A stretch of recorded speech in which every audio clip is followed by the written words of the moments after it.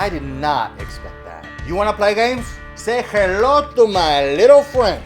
This is a 22-pound Jamón Ibérico from Spain. It is an absolutely fantastic product, and today we're breaking all the rules because we're going to put it on an offset smoker. Hey guys, welcome to Mad Scientist Barbecue. I'm Erica Yoder, and today we're doing something that's a little off the beaten path. We're cooking Jamón Ibérico. And first we have to answer the question, what is Jamón Ibérico? Let's start with the second word. Ibérico is the breed of pig. They're known for incredibly flavorful meat and incredible marbling that's laced in with the meat. So it's a special breed that they then raise in a very particular way. And then jamón is the ham. I fell in love with Jamón Ibérico when I got to go to Spain and see how the animals are raised. They're running around in open paddocks. They're munching on acorns. It is pretty spectacular. It's one of those things where you're like, oh man, these animals must be really, really happy. That contributes to just this incredible product that they're able to make. They take this ham off, they cure it, and they age it for up to 4 years. And when it's just exactly the way it needs to be, then they package it and then they sell it to consumers. They've been doing this for hundreds of years. They've really got it dialed in. If you want to try Jamón Ibérico, this video isn't sponsored by anybody, but I have an affiliate link for the Jamón Ibérico that I got. Now, it is an affiliate link. That helps me out, but this is the important part. If you use that link, you get $70 off of your Jamón Ibérico. It's awesome. So the link for the jamón is in the description. You get $70 off. Anything else we'll put in the description too. So if you see the fan, you want to buy the fan or the smoker or any of those things, check the description. You'll have links to anything you might want. Let's talk about what we're going to do today. First, we're going to take some slices off of the jamón just as a baseline. I know it's going to be so good just slicing it that I want to have some regular slices in case I totally ruin this thing. Then second, we're going to cold smoke it, relatively low temp for a relatively short period of time. We're going to see if adding smoke improves or detracts from the flavor that is already present. When they're making jamón, what they often say is, all we're trying to do is not ruin what the farmer has already done so well.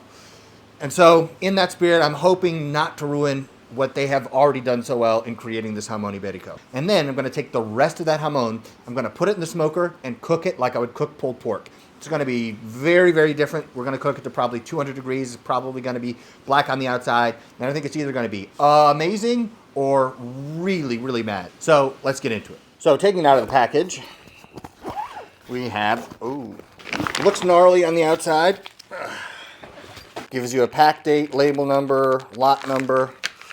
They take ham extremely seriously in Spain, and it shows. On the outside here, it says acorn-fed Ibérico jamón. We know that the diet has a lot of acorn in it, and in Spanish it's bellota. When you go look at hams that are hanging up in Spain that you're thinking about purchasing, it'll tell you what portion of their diet was from acorns. So it might say 100% bellota if it's eating only acorns in its diet. It has the perfect balance of carbohydrates, fats, and proteins to fatten up these pigs and give the meat an incredible flavor that I've never experienced anywhere else. While I was in Spain, they did try to teach me how to carve jamón, and I'm just going to be honest with you guys, I'm not good at it. The jamón will still taste delicious. Jamón has this really weird smell. It reminds me of animal feed. Like if you're surrounded by like a bunch of dried corn that you're about to feed to cattle or something. I'm glad I'm wearing gloves. Totally gnarly, bro.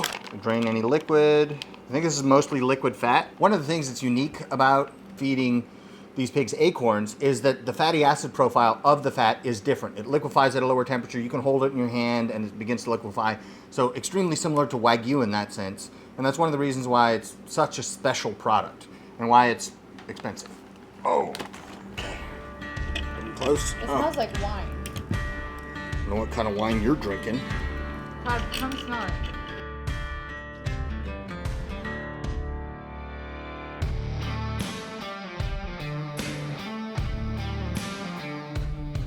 Okay, so the first step is removing the outer layer where the cure was, where, who knows what's been growing on the outside. We got fat, looks like we have a little bit of skin. We want to trim all that off so we can take good slices of the inside of this jamón, and then we have a good base of comparison for the cold smoked and then the hot smoked versions of this, which I'm not trying to make any Spaniards upset by misusing one of their beloved products. This is absolutely fantastic. I'm doing this so other people don't have to. Now, this is a big risk, if you have a piece of meat that's worth hundreds of dollars to throw it in the smoker and maybe ruin it. But It's a question I want to know the answer to. Could this be something special? Would this be like the perfect confluence of an American and a Spanish tradition? I don't know, but I'm willing to look like an idiot to find out. So I'm going to start trimming off the outside. Interesting note, these pieces you shave off, they recommend holding on to them so you can cover up whatever you've exposed while slicing. I'm going to set these down. I don't know if we're going to repurpose them for anything, but if we do, I'll let you guys know. Geez, this looks really good underneath.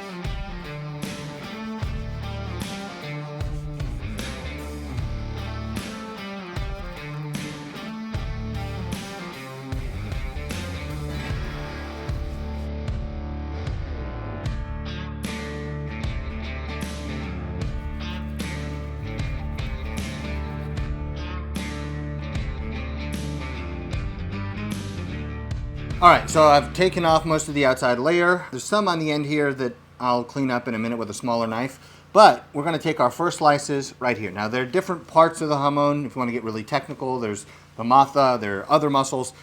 That's not super important, that's not really germane, as long as we take the slices from the same section when we're doing our A-B comparison. So we have just regular jamón, then we have cold smoked jamón, and then we're gonna have the whole thing cooked to tenderness, which there's no in between on that. It's either going to be incredible or it's going to be incredibly bad. Let me see if I learned anything while in Spain. I'll try to take some thin slices off of this. This one is a little too thick, but about this size is normal. And the way they arrange it on the plate is artwork in and of itself. This is an amateur's amateur trying to slice jamón. So any mistakes here are me, not the fault of the jamón or the traditional use of the product. This one, again, a little too thick, but it will do.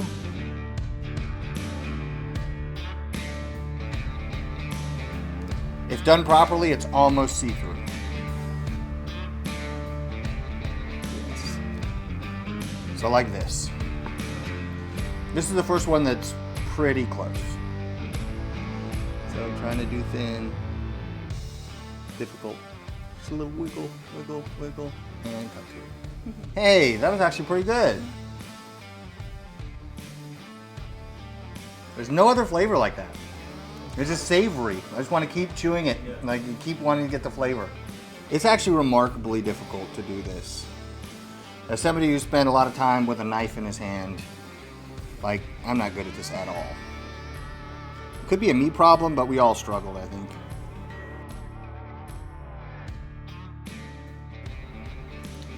Getting better. Oh, look at this one. Nice and thin. You see all the liquid fat that's on it? What do you think? Does it taste different? Oh, man. That one's good. Okay. You see how you can see through right there, kind of? Yeah. Yeah, that's what I want. All right, so we got this thing cleaned up and we took some slices here, and what I had intended to be like 2 minutes, we'll take some slices, we'll taste it, it's fine, we'll move on, became, I don't know, the better part of an hour, because we're like, let's try this part, let's try this part. And that's how amazing Jamón Ibérico is. You want to try all the different muscles that are a part of this cut. And I do want to make sure I say that I have such tremendous respect for Jamón Ibérico. What they do is truly artisan and spectacular, and I want to take absolutely nothing away from it. I just want to add, maybe it could be good in this way too. I've had it in dishes like paella. I've had it by itself. I've had sandwiches with it. I've tried all kinds of different mussels on the jamón, and you taste different things. Like some taste kind of nuttier.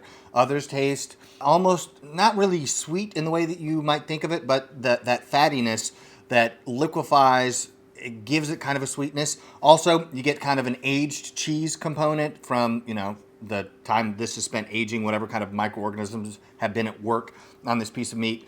But we must move on. We're going to put it in the evolution here, because I can close the main stack, open the auxiliary stack, and we can cold smoke this thing until we get some color on it. Then we'll repeat the process, and then we'll heat it all the way to 200 degrees, and we'll evaluate all three at the end. So I'm going to light a fire, and we're going to cold smoke this at probably about 100 degrees. All right.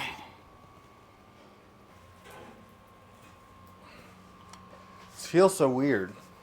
Didn't season anything. I guess I kind of trimmed it, but not really in the normal sense. I don't know. It feels totally out of place. But what I'm hoping is that I've stumbled into awesome land, and it feels out of place to be in awesome land. Let's find out. Cold smoke.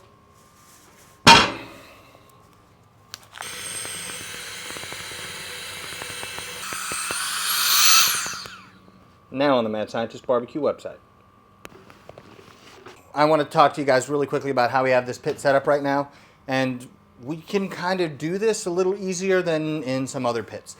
So we've closed the main stack down completely. We've locked that in place. And then we have this auxiliary stack open because we want there to still be air getting into the firebox. And so we need some of this heat to escape. But we don't want it going all across the food. We want a smoky cook chamber without cooking temperatures. And so this allows us to bypass the cook chamber in terms of the heat. All the heat's going to rise to the top. This is sucking out heat and a little bit of the smoke, but it allows our fire to keep going and keep producing smoke. I'm guessing we're going to let this go for about an hour, but what we're really looking for is signs that we have smoke on the outside of that jamon. At that point, we're going to take it off. We're going to do some more slices. And then, lastly, a hot smoke. We're going to cook this like we would cook a pork butt. We'll see.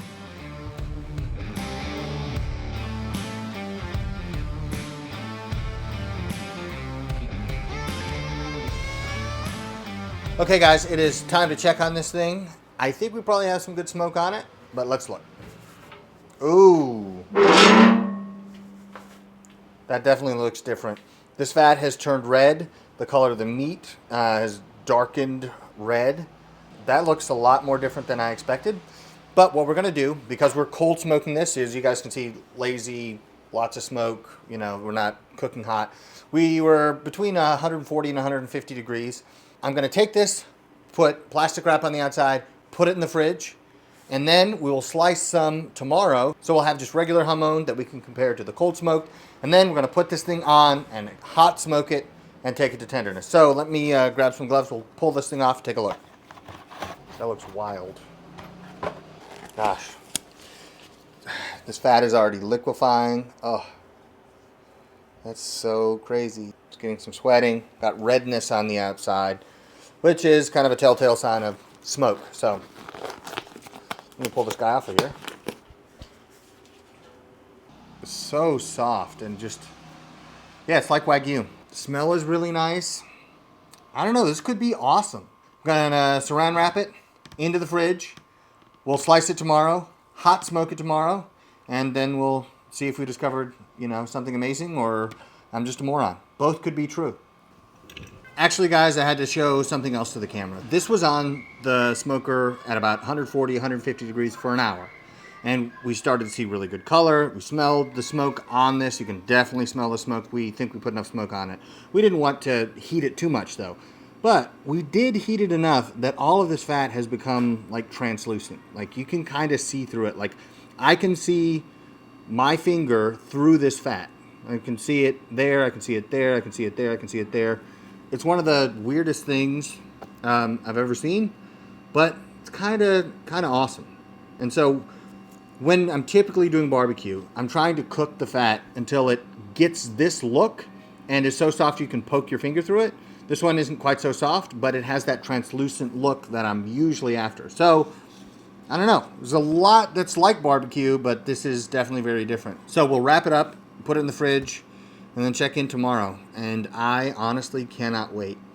I'm still thinking about the bites of just the regular jamon that we had, and they were so good. And I can't help but think these are going to be great too. Enough yapping. Let's start wrapping and put it in the fridge.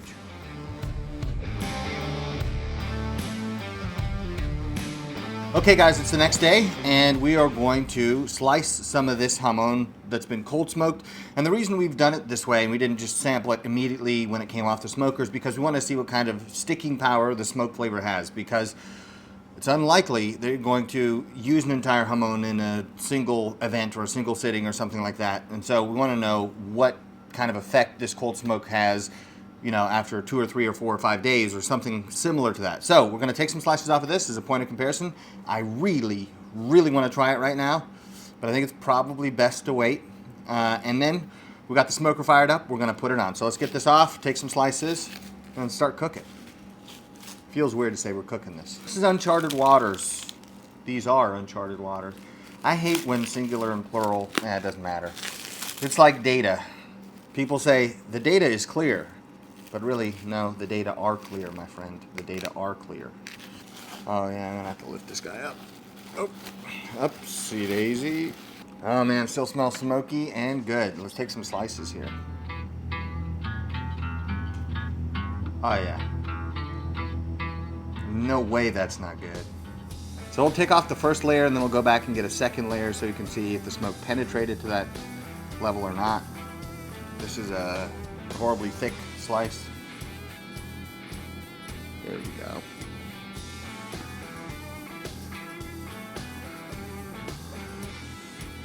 Trying to get the first layer off of this whole thing. Yeah, that's pretty good. It's about the right thickness. We'll get this last layer of layer 1, or last slice of layer 1.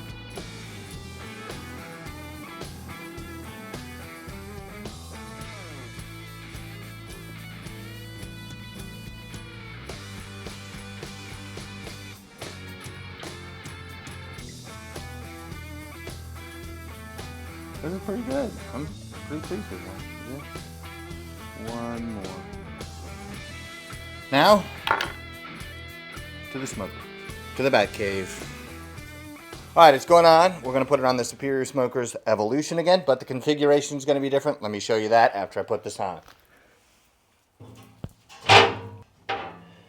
Oh, it really wants to turn now, since we've...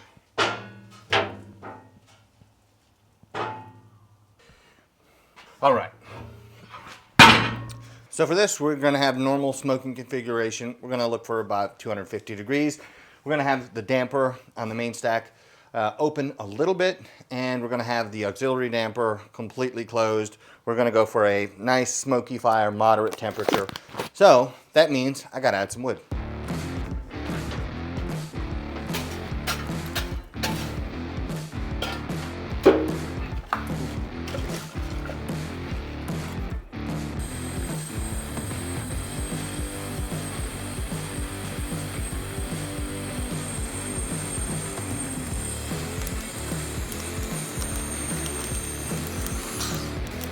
I'd say that's working. So at this point, we don't need to bleed off extra heat. We're going to leave this auxiliary damper closed. This damper is on the lowest setting. It's adjustable, but this is kind of like general good smoking weather. The air is moving through gently and slowly. If we really need to render fat, we can open that up and draw more air through. If we really need to slow things down, we can close it even more. But this is a good configuration to run about 250. And so we're going to do this for an hour and then check in. I'll show you guys what this looks like and then what we might change. I thought about putting black pepper on the outside, but thought maybe that's one bridge too far. So we're not going to do anything to it. We're just going to smoke it. So we'll check in an hour and then make decisions as to what we're going to do in terms of temperature and smokiness from there.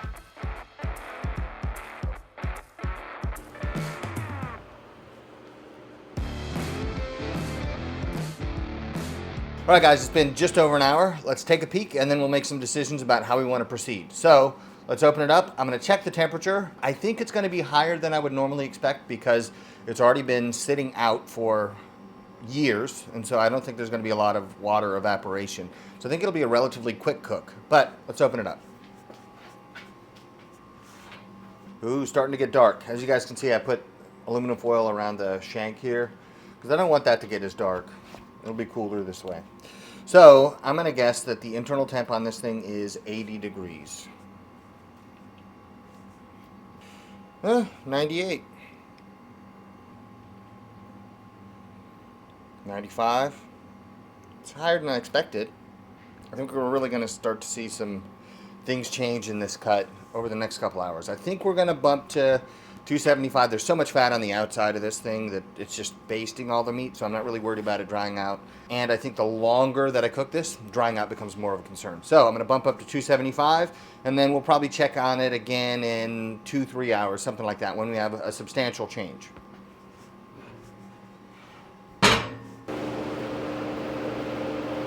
All right, guys, it's getting really late, so we're actually going to finish this video in the morning, but I wanted to give you guys one update. You're going to see this thing looks a lot different, but I want to show you in real time what evaporative cooling means for your barbecue cooks. So let me open this up.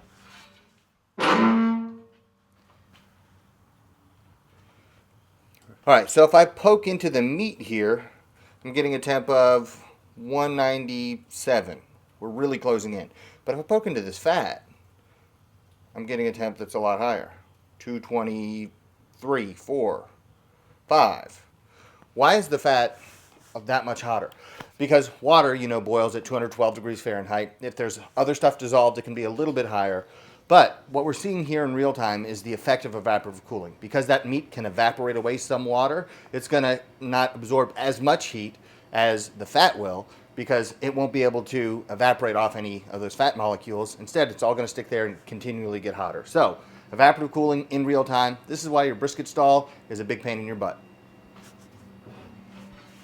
All right, it's the next day. Everything is done, but before we jump into doing the tasting, we have to talk about a little bit of the science as to why acorn-fed pork might be a little different than what you experience with commodity pork that you buy in the grocery store. Here it's directed specifically to barbecue nerds because you want to know what your food eats and why it matters. I'll make this as brief as I can, and I'll try to make it as simple as possible without oversimplifying. But let's jump into it. Corn, wobbly board, acorn.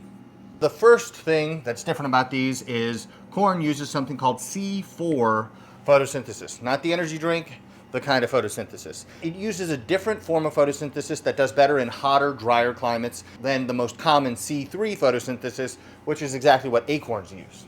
So we have the two different kinds of photosynthesis, and that manifests itself in differences in the isotope ratios of carbon that we find in these different plants, and therefore in the animals that consume those plants. So one of the things scientists can do is they can look for dominant plant species in an area by measuring the carbon isotope ratios of the animals that live in that area. For instance, corn or sugarcane or tropical grasses often use C4 photosynthesis because they're arid and hot climates, because you don't lose as much water in that process. Whereas C3, you'll lose a little bit more water. It's going to be less efficient in terms of retaining water. So in more moderate climates, C3 photosynthesis predominates. If we have carbon, our regular carbon has 6 protons. And usually it has 6 neutrons, so you have 12 protons and neutrons. There are a lot of carbon isotopes, but the two that I'm most familiar with would be carbon-13 and carbon-14. Carbon-13, you'd write like this, or sometimes they use a lowercase delta like that. But most people don't recognize that as a delta. If you make it a capital, it looks kind of like a triangle. But if we spell something here in Greek letters, it would make more sense. Delta, written in Greek letters.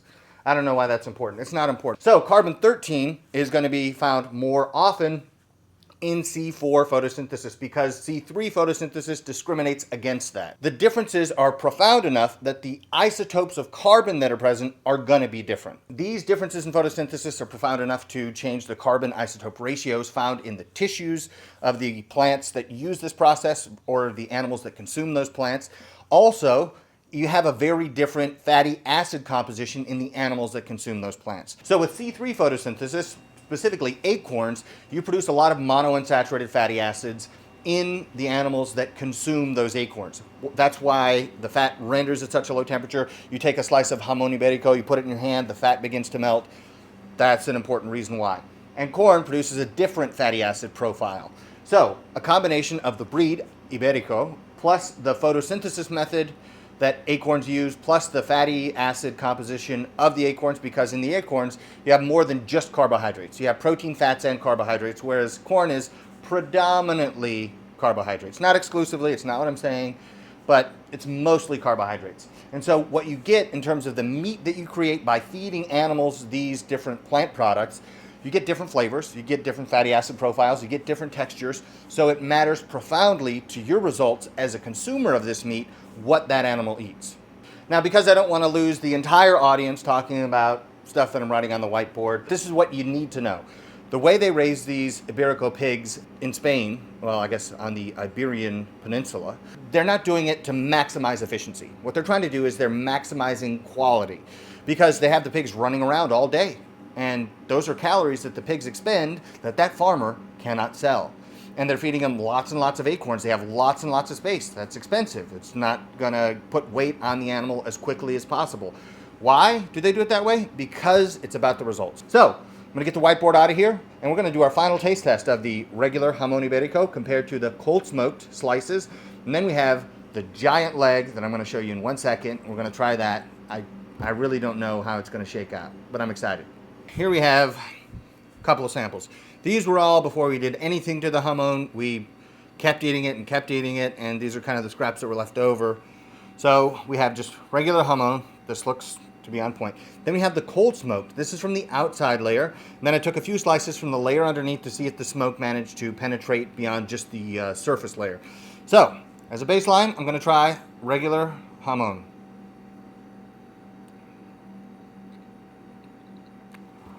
So good. It is so good. That was so good that my mouth is still watering after I ate that. So what I'm going to do for the cold smoked jamon here is I'm going to try the inside layer to see if I can taste smoke, because I don't want to get a lot of smoke from the outside layer and then see if I can discern it on the inside layer. What I'm going to do is the opposite. So if there's any discernible smoke on the layer inside, I'll be able to detect it. So get a piece of this inside layer. Oh. Very faint smoke, but that is spectacular. Oh my goodness. Okay. That is amazing. Try it. So good. Yeah, you taste like just faint smoke? Yeah, I do. Yeah. Yeah. Isn't it freaking good? Very good. All right, so the layer underneath the outside, man, amazing. I'm gonna try the outside layer and we'll see. Fully exposed to the smoke. Definitely smell smoke strongly here. Let's take a bite.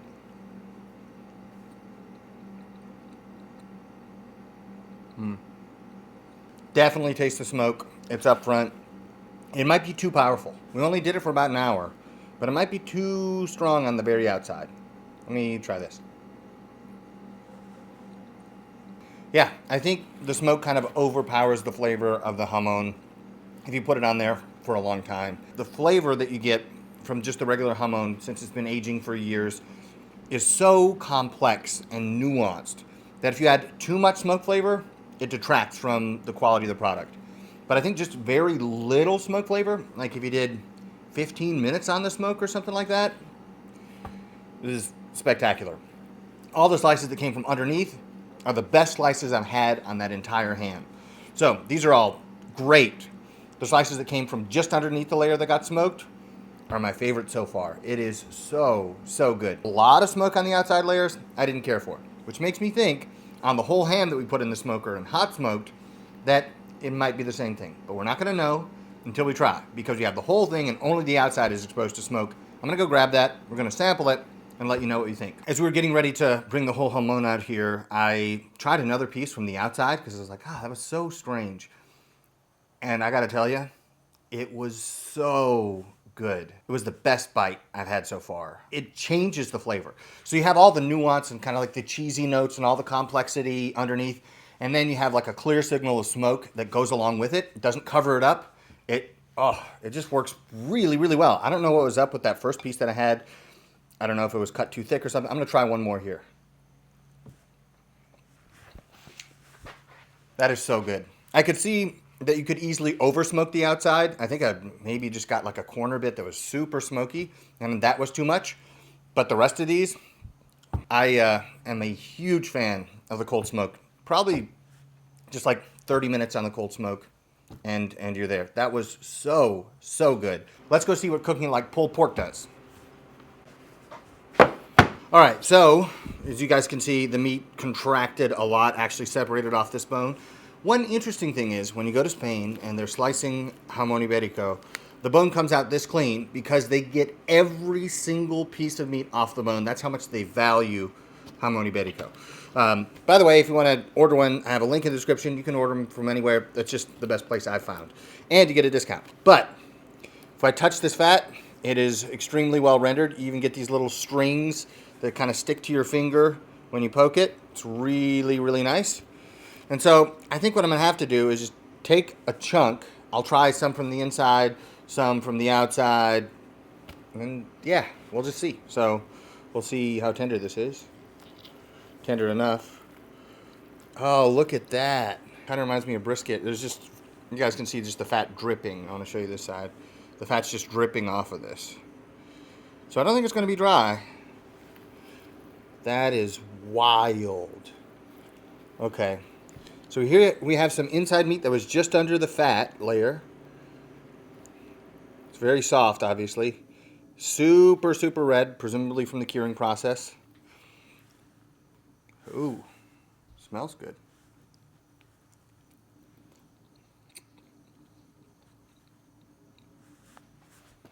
Wow. That reminds me of a country ham. If you ever had a country ham, that's what it tastes like. That's actually really, really, really good. You wouldn't want to eat too much. There's a lot of salt. But if you use this as an ingredient in something that you're cooking, I don't know how you get anything else with this much flavor. The amount of umami that this has is off the charts. It is unbelievable. Erica, you want to try it? Yeah. Oh, wow. Isn't that unreal? That's crazy. Does have some slight funk. Yeah, because we started with the jamón. Yeah. But You know? it definitely tastes different than I was expecting. Yeah. Did not expect It this. tastes like a roast. It does taste like a roast.